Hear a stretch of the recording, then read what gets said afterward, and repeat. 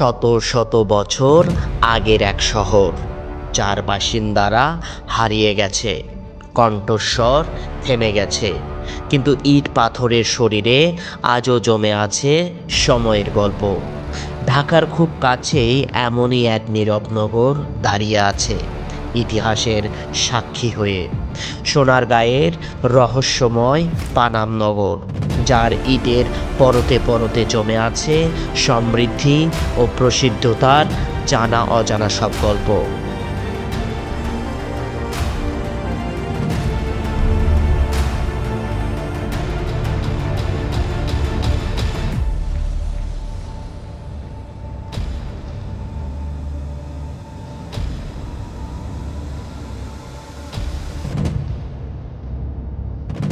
সোনারগাঁও জাদুঘর থেকে মাত্র 500 গজ দূরে অবস্থিত এই নগর।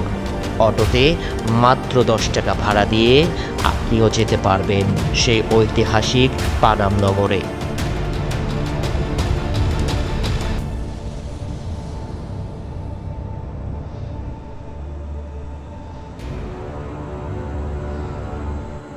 বাংলার ইতিহাসে সোনারগাঁ এক সময় ছিল ক্ষমতা, বাণিজ্য ও সংস্কৃতির গুরুত্বপূর্ণ কেন্দ্র। সেই সোনারগাঁয়ের বুকেই গড়ে উঠেছিল পানাম নগর, একটি পরিকল্পিত ও বাণিজ্যিক ও আবাসিক শহর, যা আজও অতীতের সাক্ষী বহন করে দাঁড়িয়ে আছে।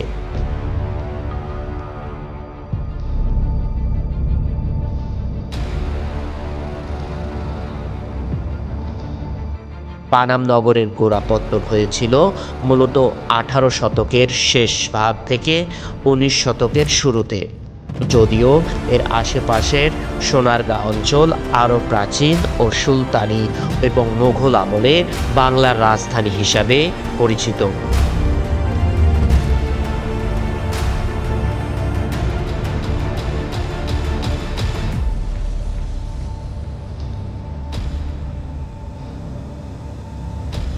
পানাম নগর পরিচিতি পায় ব্রিটিশ শাসন আমলে। এই সময় নারায়ণগঞ্জ ও আশেপাশের নদীপথকে কেন্দ্র করে গড়ে ওঠে সমৃদ্ধ বাণিজ্য। নীল, পাট, কাপড় ও অন্যান্য পণ্যের ব্যবসায় যুক্ত হিন্দু ব্যবসায়ীরা এখানে বসতি স্থাপন করে। তাদের উদ্যোগেই গড়ে ওঠে পানাম নগরের সারিবদ্ধ দালান বাড়ি।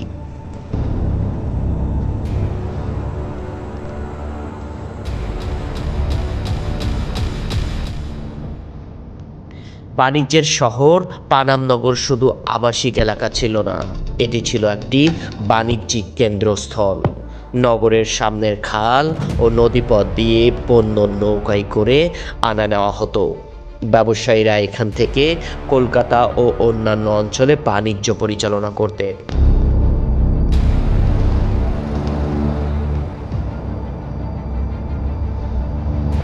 একসময় পানাম নগর এতটাই আর্থিকভাবে সচ্ছল ছিল যে এখানকার জীবনযাত্রা ও স্থাপত্যে ইউরোপীয় প্রভাব স্পষ্ট হয়ে ওঠে।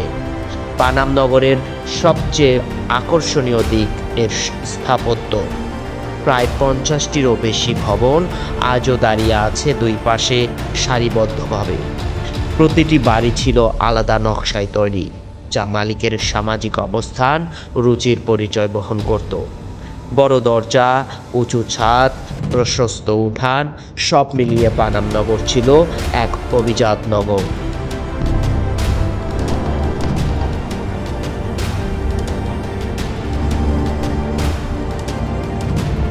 নগরী একসময় ছিল সমৃদ্ধ ও প্রসিদ্ধতার প্রতীক। সে নগরী কালের বিবর্তনে আজ শুধুই ধ্বংসাবশেষ।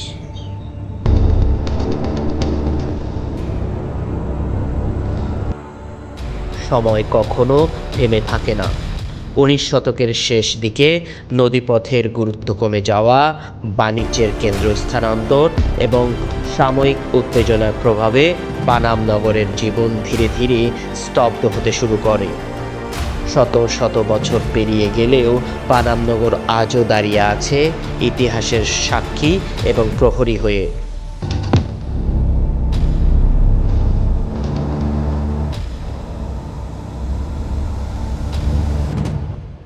এখানে হাঁটলে মনে হয় এই বুঝি কোনো বারান্দা থেকে ভেসে আসবে সেই পুরনো দিনের কোলাহল। পানামনগর একটি শহর নয়, এটি সময়ের সঙ্গে মানুষের সম্পর্কের এক জীবন্ত দলিল। চাইলে আপনিও ঘুরে আসতে পারেন ঐতিহাসিক এই স্থান থেকে। জানতে পারবেন, বুঝতে পারবেন বাংলার রাজধানী খ্যাত এই পানামনগরের জৌলুস সম্পর্কে। সাথেই থাকুন এবং ভালো থাকুন। ধন্যবাদ।